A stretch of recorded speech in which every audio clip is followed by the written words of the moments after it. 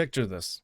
Your favorite local burger joint, or it could be a fried chicken place or a pizza joint, whatever your favorite food is. It's that you've been going to this place for years. It's your favorite restaurant. It's a local mom and pop shop, and you love this place. It's your favorite place to go to for a meal or to celebrate something, or if you just can't think of anywhere else to go. This is the spot to be for you. Imagine one day you find out that the shop is closed, and sometime later taking its place is now a McDonald's. How would you feel? This is how I framed the Assassin's Creed Shadows situation, as it's coming from an old school Assassin's Creed fan. Back in the day, there were better games, sure, but this was the old faithful. If you wanted to play a good game, have a good time, you'd play an Assassin's Creed game between 2007 and 2015. You really couldn't go wrong unless it was Liberation or Unity at launch. But other than that, Assassin's Creed was a damn good series of games around this time, back when it was still a stealth action game.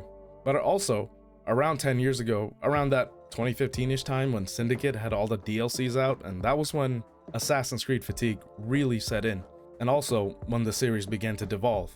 After Assassin's Creed Origins, the franchise became more of an RPG series. Really, it's closer to an MMORPG or even a gacha game, with the amount of stuff that you have to do in order to complete the game. That's not counting any side content or any soft level gated content either. I'm talking about side quests and things that you have to do in order to be able to do the things that you have to do later to progress in the game, if that makes sense. As an old school fan, seeing Assassin's Creed Shadows and having seen where the Assassin's Creed franchise as a whole has come along, it's pretty frustrating. Just think about it this way. Ubisoft needs more time, more money, and more people to make Assassin's Creed games. However, if you were to stack up Origins, Odyssey, Valhalla, and now Shadows and compare them to the Assassin's Creed games that came before, no gamer in their right mind would choose the newer AC games over the older ones. Shit, I've been saying this about Call of Duty games as well. Just imagine this, if you released Modern Warfare 2022 and Modern Warfare 2 at the same time, and they both played exactly like they did when they originally came out, which game do you think would be more successful? Same thing with Assassin's Creed.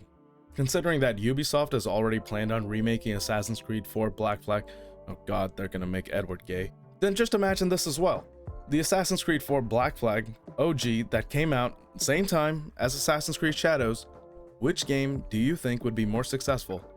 And for Ubisoft, by the way, this isn't that big of a hypothetical. They actually did something like this before with Assassin's Creed Rogue, which came out on the same day as Assassin's Creed Unity, but only for the PS3 and Xbox 360, not the new consoles at the time, which were the PS4 and Xbox One. Basically, what I'm trying to say here is that Assassin's Creed has had a bloated budget and scope for around the latter half of its existence as a franchise, and that bloat is reflected in the games that have come out in the past decade. You're playing a Spider-Man game. Assassin's Creed has gone through enshittification, and it clearly shows. The games are longer and less fun. The graphics are prettier, but the worlds are a hassle to travel through. There are more ways to fight, but every fight takes longer. The games are not stealth action games anymore. They're RPGs, overloaded with content no one will reasonably finish, let alone pursue, riddled with microtransactions that not only are not just cosmetic, but also paywall game design functions. Assassin's Creed Shadows, just like the last few Assassin's Creed games, is designed to feel overwhelming and annoying in order to incentivize players who feel overwhelmed and annoyed by the game to buy things that would circumvent them from actually doing things in the game to make it less overwhelming and annoying. This is bad game design. It's not designed to be fun. It's designed to extract value. It's designed to inflate playtime numbers.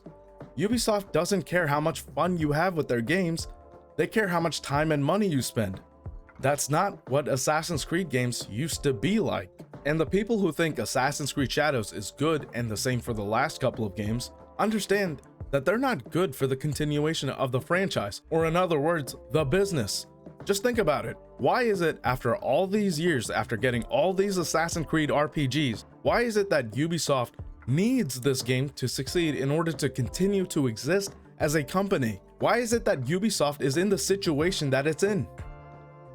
I'm not saying Assassin's Creed is the root cause of this. It's more complex than that, admittedly. But what Ubisoft has done with Assassin's Creed is emblematic of how it ended up in a dire financial situation.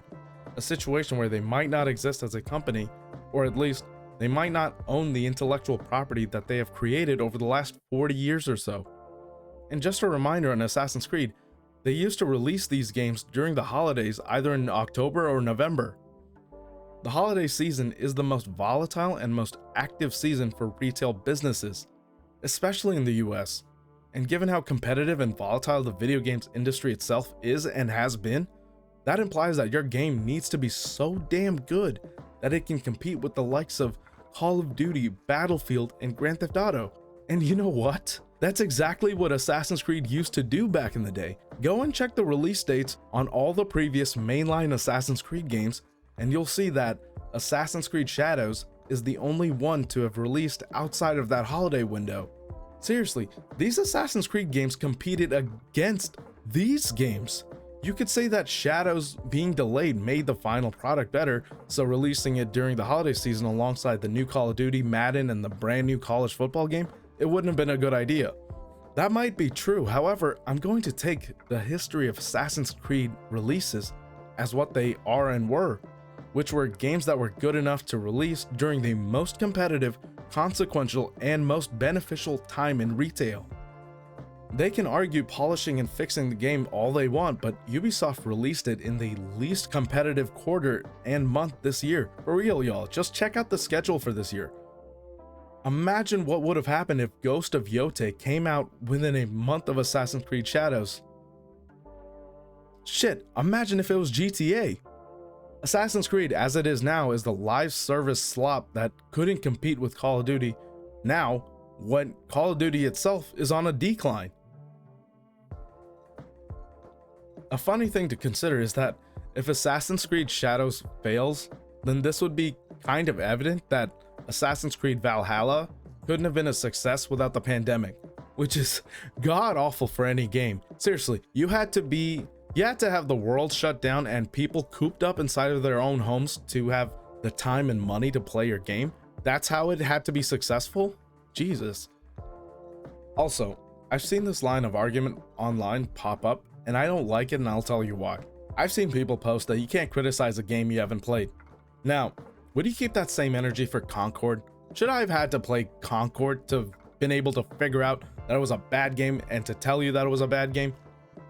Or does the publisher pulling that game out of its own store, let alone the entire market, is enough proof that the game was not good enough for anyone to play, let alone buy? How about Gollum? Should I have had to play Gollum to tell you that it was a bad game? Suicide Squad? Hell, this kind of argument doesn't even work the other way.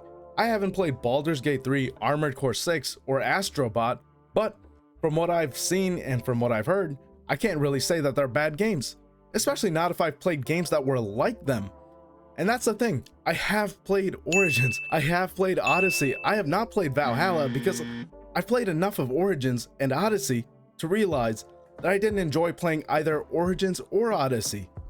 So this dumbass argument of you can't criticize a game that you haven't played doesn't hold water when you've played games that are similar.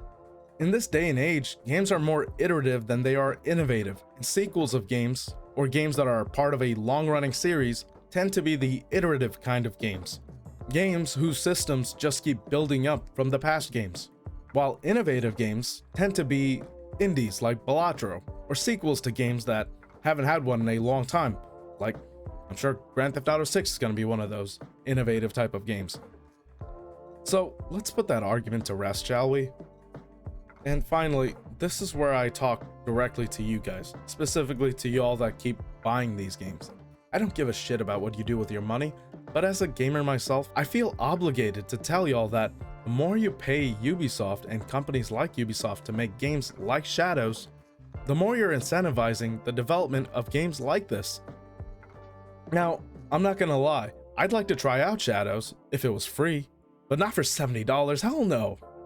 Because let's be honest, they should have made these games free to play years ago if this is the type of game that we're gonna make. It's a live service open world game with repetitive gameplay loops and its own eShop and battle passes, fucking battle passes.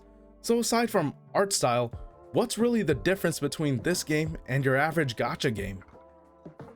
I say this because I have no problem, for example, with Shift Up making Nikke Goddess of Victory if we're also going to get a game like Stellar Blade in the process.